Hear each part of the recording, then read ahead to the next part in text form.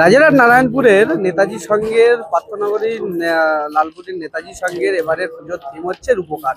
মূলত এখানে বিভিন্ন ধরনের কাঠের আসবাবপত্র দিয়ে কিন্তু তারা সাজিয়ে তুলেছে এবং মূলত শিল্পীদের সম্মান জানাতেই কিন্তু এই বিধায়ক রাজারহাট নিউ টাউনের বিধায়ক তাপস চট্টোপাধ্যায়ের এই পুজো বলেই কিন্তু পরিচিত এবং শিল্পীদের সম্মান দিতেই এই কিন্তু বিভিন্ন রকমের কাঠের আসবাবপত্র দিয়ে কিন্তু এই যে থিম রূপকার তা সাজিয়ে তোলা হয়েছে। প্রচুর মানুষ কিন্তু এবারের এই পুজোর পার্থনগরী এই পুজো দেখতে কিন্তু এসেছেন এবং মূলত এখানে 8 থেকে 80 সবাই কিন্তু আসছে এবং আলোর রোশনায় পুরো এই চত্বরটা কিন্তু মুড়ে ফেলা হয়েছে এবং সেলফি ছবি তোলা কিন্তু সব থেকে যাচ্ছে। মূলত একজন দর্শনার্থীর কাছে যাব। দাদা, কোথা থেকে আসছেন?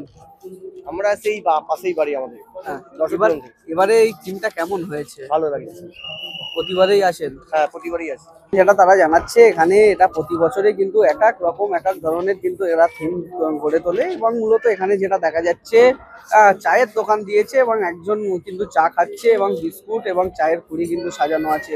মূলত এরকম বিভিন্ন দোকান দিয়েছে। এখানে যেরকম দোকান দিয়েছে কর্মকার, সেই কর্মকার কিন্তু এখানে হাতুড়ি নিয়ে বসে আছে এবং বিভিন্ন ধরনের কিন্তু লোহার আসবাবপত্র এখানে রাখা রয়েছে। এরকম বিভিন্ন এদিকে যেমন দেখা যাচ্ছে একজন মহিলা কিন্তু সবজি বিক্রেতা, এই সবজি বিক্রি করছেন এবং এইভাবেই কিন্তু সাজিয়ে তোলা হয়েছে এই যে রাজারহাট নারায়ণপুর লালকুটি পার্থনগরীর এই তাপস চট্টোপাধ্যায়ের পুজো বলেই কিন্তু এখানে পরিচিত।